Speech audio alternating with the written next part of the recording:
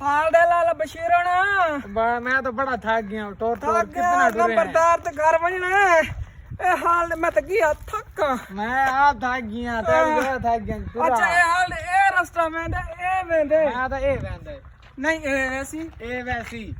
ओए मेरी गाल सुन इदू वेंदा रास्ता ओ यार ए रास्ता वैसी वो किदे वैसी नंबरदार जगह नंबर से घर इयो रास्ता में नहीं मैं वैसे नहीं ए बनना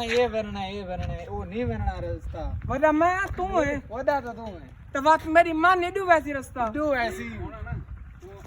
इदू वैसी यार इदू नहीं इदू वेण इदू वैसी चल बंद अच्छा जा तो किथे की रोला पाई बदे ने ओ के रोला है रास्ता वैसी नहीं ए वैसी ओए के रोला है की रोला है गाल सुन मेरी सेठ साहब हां असा वणे नंबरदार ते घर अच्छा अच्छा ते मैं आदा रास्ता ए वैसी ते मैं मैं आदा ए वैसी अच्छा एक रास्ता ये आते ये रोला है थेड़ा जी हां तुसा इंजे करो मैं थे को समझाना रास्ता केड़ा सही वैसी हां तू सियाना बंदा है साकू दास केड़ा रास्ता ये करेसो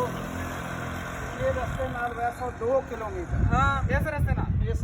हां ਅੱਗੇ ਤੋਂ ਜਾ ਕੇ ਰਸਤਾ ਐਸ ਸਾਈਡ ਨੂੰ ਮੁੜਸੀ 1 किलोमीटर हां 1 किलोमीटर ऐस साइड नु वैसो हाँ। हाँ फिर रास्ता सीधा जाएगा आपका अच्छा वो आपने 2 किलोमीटर ऐसे करना है अच्छा फिर आपने 1 किलोमीटर ऐसे करना है अच्छा फिर आपने 2 किलोमीटर ऐसे करना है अच्छा आगे नंबरदार का घर होगा अच्छा चल ये रास्ता आपको मैंने समझा दिया इस रास्ते से जाएं केड़ा रास्ता इयो वैसी ये रास्ता लेकर जाओ आप अच्छा ओके मेहरबानी ये रास्ता लेकर जाओ सीधा जैसे समझाया वैसे आपने करना है आप पहुंच जाएंगे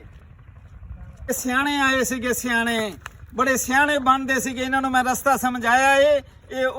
घूम के वत घूम के आसन इन्होंने ये नहीं पता कि नंबरदार ही मैं वहां द्वारा इन्होंने मेरे कोल आना आए ने नंबरदार दे कोल